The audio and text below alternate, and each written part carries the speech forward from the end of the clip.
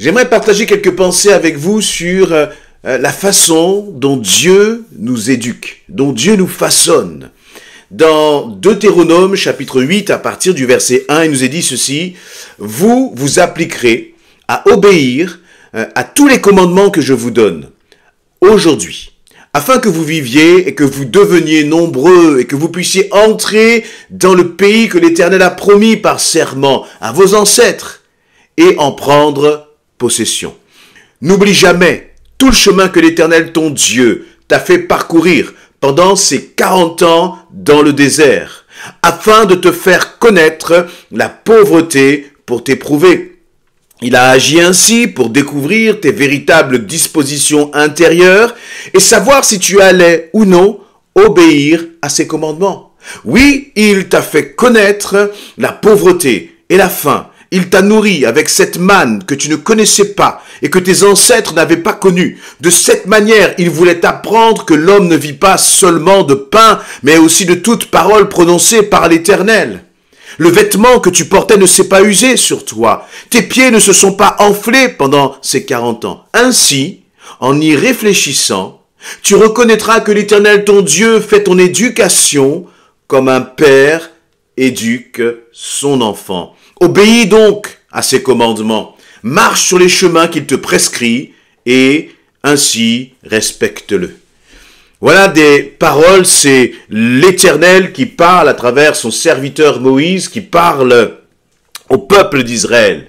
Et je crois que Dieu parle et te parle, me parle à ses enfants à travers ces paroles. Ces paroles qui nous parlent de la promesse de Dieu pour nos vies. Dieu a des projets pour ta vie, des projets de paix et non de malheur, nous est-il dit. Dieu a des plans de paix pour toi, des projets de bénédiction pour toi. Et c'est ce qu'il va dire d'une certaine façon dans le verset 1 en leur disant, voici ce que j'ai à vous dire afin que vous deveniez nombreux, afin que vous puissiez entrer dans le pays que l'Éternel a promis par serment à vos ancêtres, afin que vous puissiez en prendre possession.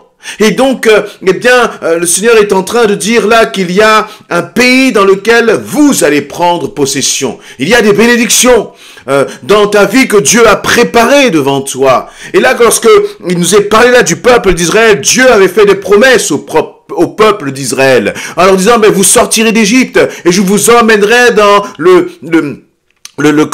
pays de la terre promise où coule le lait et le miel. Mais pour entrer en possession de ce pays, il y avait quand même des conditions.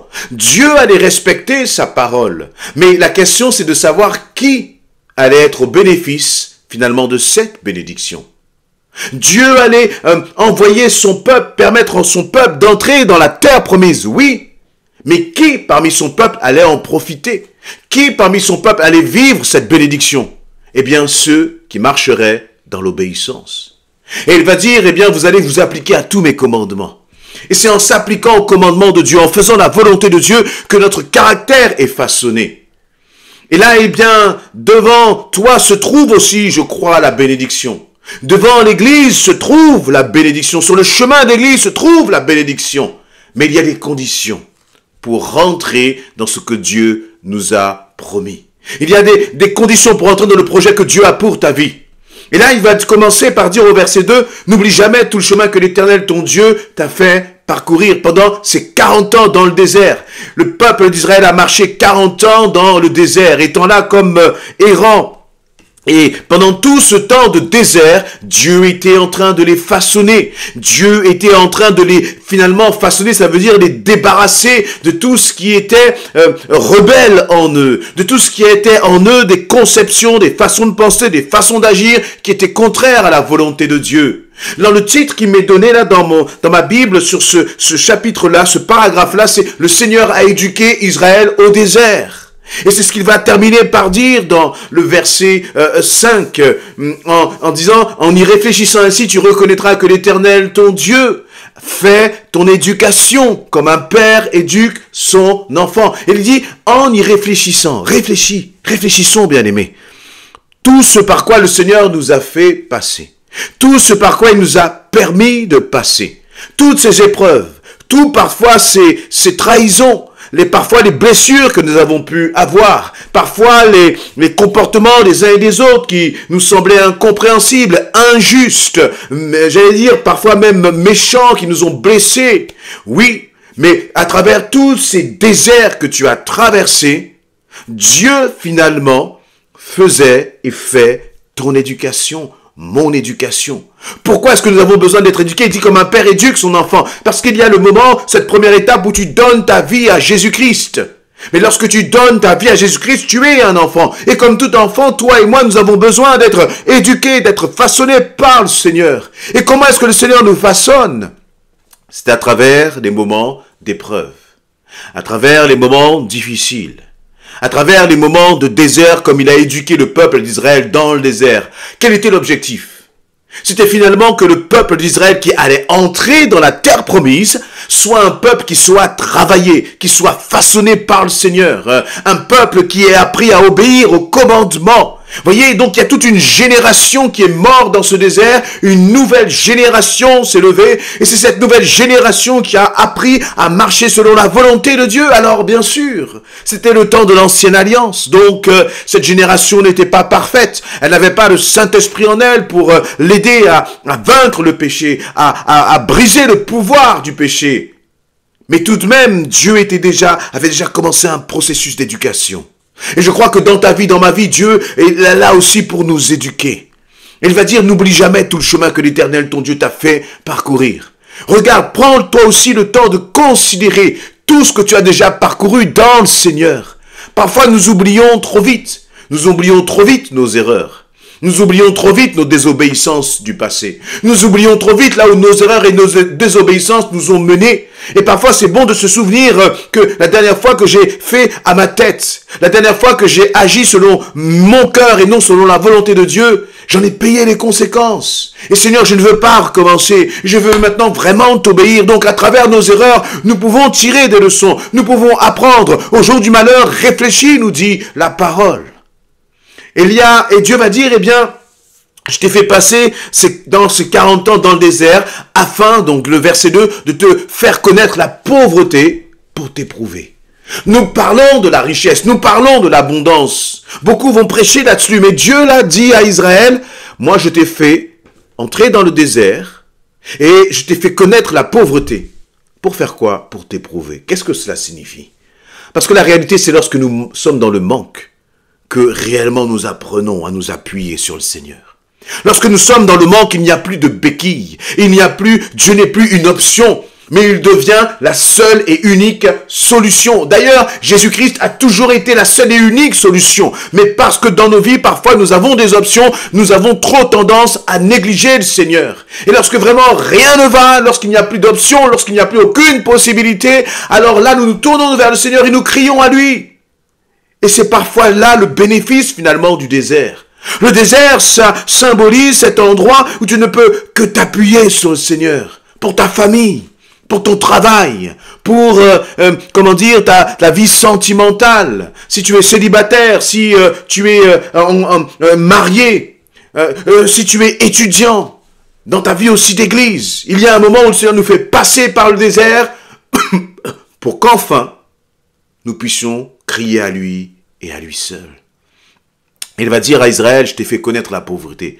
C'est l'Éternel qui dit, je t'ai fait connaître la pauvreté. Dans ce cas-là, la pauvreté n'était pas une malédiction, mais c'était une façon pour le peuple d'Israël de s'appuyer sur le Seigneur et de voir la manifestation de Dieu. Parce qu'il va dire, eh bien, dans la pauvreté, dans la faim, je t'ai fait connaître. Il va continuer d'insister en disant, mais dans le désert, au verset 3, je t'ai fait connaître la pauvreté, je t'ai fait connaître la faim. Mais dans cette pauvreté, dans cette faim, je t'ai nourri avec la manne céleste, va dire le Seigneur. Celle que tes ancêtres n'avaient pas connue, toi, je t'ai fait connaître dans ce désert. Je me suis révélé à toi, te dit le Seigneur, dans le désert. Et de cette manière, il nous est dit dans le verset 3, je voulais t'apprendre que l'homme ne vit pas simplement de pain, mais aussi de toute parole prononcée par l'Éternel. Finalement, il y a des moments où Dieu est obligé d'agir d'une façon à nous parfois contraindre. Parce que sans cela, nous nous perdons. Sans cela, nous ne prenons pas les bonnes décisions. Sans cela, nous n'apprenons pas à nous appuyer sur le Seigneur. Et si on va dire, eh bien là, dans ce moment de faim, finalement, il a fallu que tu passes par ce temps de faim pour que tu réalises que tu ne peux compter que sur moi, te dit le Seigneur. Et là aussi, je crois que le Seigneur te fait passer par des moments parfois difficiles. Il permet ces moments difficiles pour que tu apprennes à compter sur lui. Et en apprenant à compter sur lui, finalement, tu découvres réellement qui est Dieu. Tu découvres son extraordinaire. Et il ne peut pas y avoir de guérison si parfois nous ne passons pas par la maladie.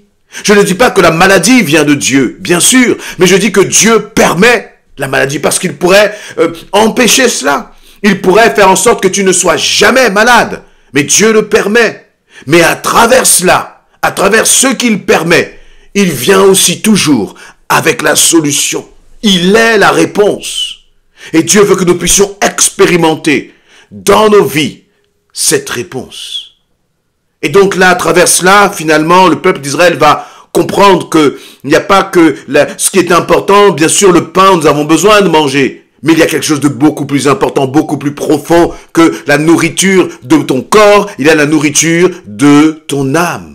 Et il va même dire, eh bien, c'est dans ce temps de désert au verset 4 que tu as pu expérimenter le fait que tes vêtements ne se sont pas usés, que tes pieds là ne se sont pas, n'ont pas gonflé, n'ont pas enflé, alors que tu avais juste quelques sandales, va-t-il dire au peuple d'Israël dans le désert. Et là, toi aussi, Dieu te dit, ben, c'est dans ce temps de difficulté que tu verras à quel point je prends soin de toi.